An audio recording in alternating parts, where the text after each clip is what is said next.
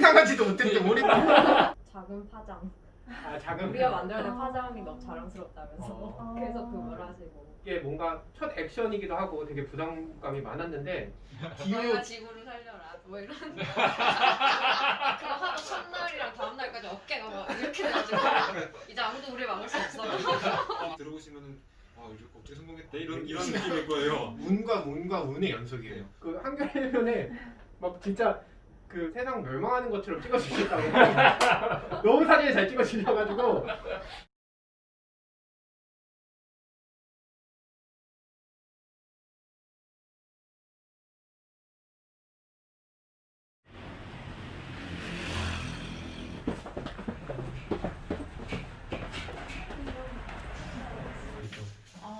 거기로 나중에 조금 있다가.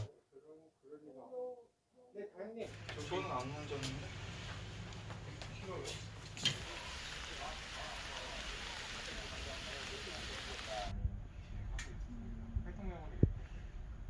우리가 지금까지 겪었던 거랑 전혀 예상할 수 없는 그런 재난들이 일어난다는 걸 알게 되고 나서 꿈이라는 그냥 대상을 하나 그냥 딱 그냥 화면 속에서 고정시켜 놓은 다음에 참 불쌍하다 하고 끝나는 그런 게 저는 되게 불만스러웠고 강조하고 싶었던 건 그런 거죠.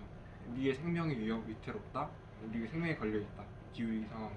제가 봤을 때 그냥 피켓을 듣는 걸로 했는데 다 잡아가시더라고요.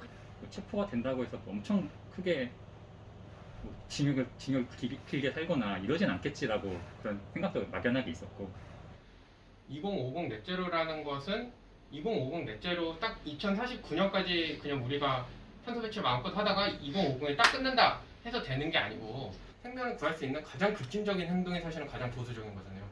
뭐 이번 해만 하더라도 보면은 뭐 최악의 장마라고 하고 그 전에 최악의 폭염, 최다 폭풍 이렇게 지금 되는데 그게 다 일어날 거라고 이미 예상을 했던 것들이잖아요.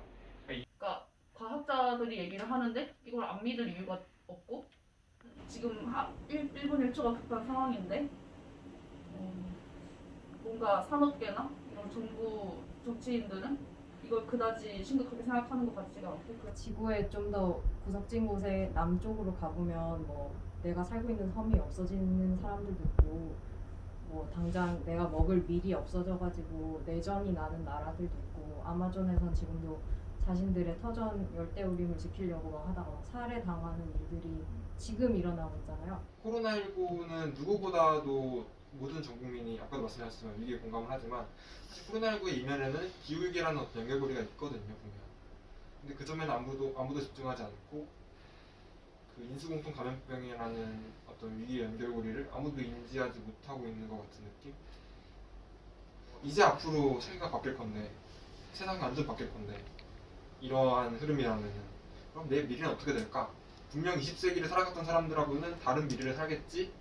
그래봤는데 딱히 긍정적인 미래는 아니었어요. 일단은 부정적이라면 너무나 부정적인 미래였고 우리가 분리수거 잘한다고 지구를 살릴 수 있는 게 아니에요. 지금 시점은 기후위기가 되게 심각하기 때문에 우리가 나와서 행동을 지금 나가서 우리가 기업에게 책임을 묻고 정부한테 변화를 요구하고 체제 변화를 해야지만은 자연에 대한 자연재해에 대해서 내가 치러야 되는 비용이랑 그거로 인한 사회 혼란으로 인해서 또 내가 여자이자 뭐 젊은 세대로서 치러야 되는 비용이 사실 저는 어마무시하게 더 클 것 같더라고요. 우리가 뭐를 하지 말아야 된다, 뭐를 줄여야 된다, 육식을 줄여야 된다 이런 거를 얘기할 수 있어야 되는 상황이 위기 상황이거든요.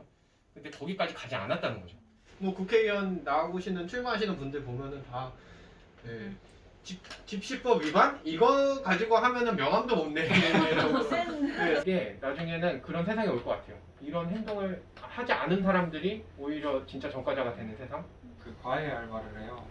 조만간 돈이 크게 쓸 일이 생길 것 같아. 뭔지는 말 못하는데 내가 조만간 돈이 크게 쓸 일이 생길 것 같은데 그때를 대비해서 너가 수업을 잘 들어야 돼. 막 이런 식으로. 사람은 다 사라집니다. 저거 죽을 위기니까 모인 거지. 네, 그쵸.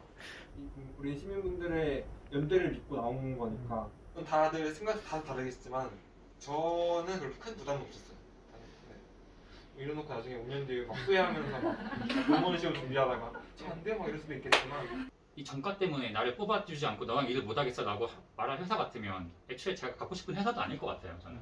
그러니까 사실 이게 이 정가가 어떤 의미인지 사실 그걸 내가 더 정확하게 내가 왜 이런 정가가 생겼는지 인지하고 있는 게 더 중요한 거고 이게 사회에서 어떤 의미인지가 더 중요한 거지 그거 자체를 갖고 있다는 게 아무런 것도 아니라는 거? 경찰 분들, 경찰 소방관 분들은 사실 기후위기에서 가장 전면에 내몰린 분들이세요. 그래서 체제 유지가 안 되고 이런 이 사회가 혼란스러워지고 기후위기 때문에 사람들이 살기가 되게 힘들어지면은 거기에서 가장 가장 먼저 고통받으실 분들이 경찰 분들과 소방관 분들이세요.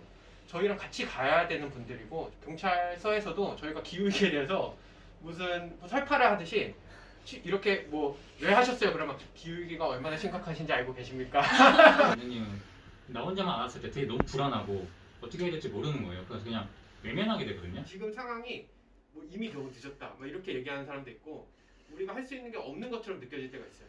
그럴 때 이제 우리는 행동을 해야 된다. 내가 당장 저는 할머니가 되면 제 고향 부산에서 요가하면서 그냥 지내고 싶었는데 부산 바다가 잠겨버리면 제 미래는 없는 거잖아요. 그런 비용은 사실 돈으로 따질 수 없는 거고 지금도 이미 나는 비용을 그렇게 막대하게 치르면서 내 인생을 상실하고 있는데 그 정도로 전과를 치러서 내가 어떻게 해서든 이 사람들이랑 그런 고통을 좀 감내해서 이걸 막을 수 있으면 훨씬 낫는 당사가 아닐까요? 저는 그렇게 생각해요. 결국은 자본의 문제죠. 결국은 뭔가 자본은 계속해서 성장해야 되고 계속해서 키워야 되고 그 과정에서 뭐 환경 개발하고 토건 사업하고 그런 과정이 이러한 위기 상황을 낳았고 이걸 해결해야 되고 이걸 해결하기 위해서는 우리 다른 미래를 상상해야 되고 그 시점에 우리가 지금 모인 거죠. 2020년 딱 이 시점에. 좀 남의 일처럼 느껴지는데 탄력식을 하다 보면 그런 공감 능력이 좀 커져서 아 이게 진짜 내 이웃의 일이고 내 이웃의 일이 내 일이라는 게 진짜 직관적으로 이렇게 가슴으로 느껴지거든요. 그런 슬픔과 분노가 좀 더 나를 더 크게 움직이게 해주는 동력이 돼주는 것 같아요. 우리는 위기 상황임을 지금 인지해라. 그게 저희의 중요한 요구 사항이거든요. 지금 기후 위기임을 직시해라.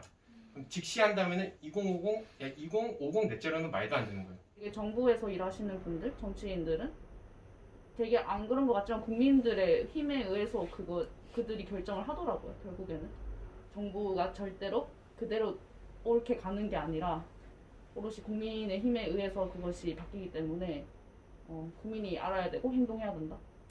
기계가 결국에는 우리가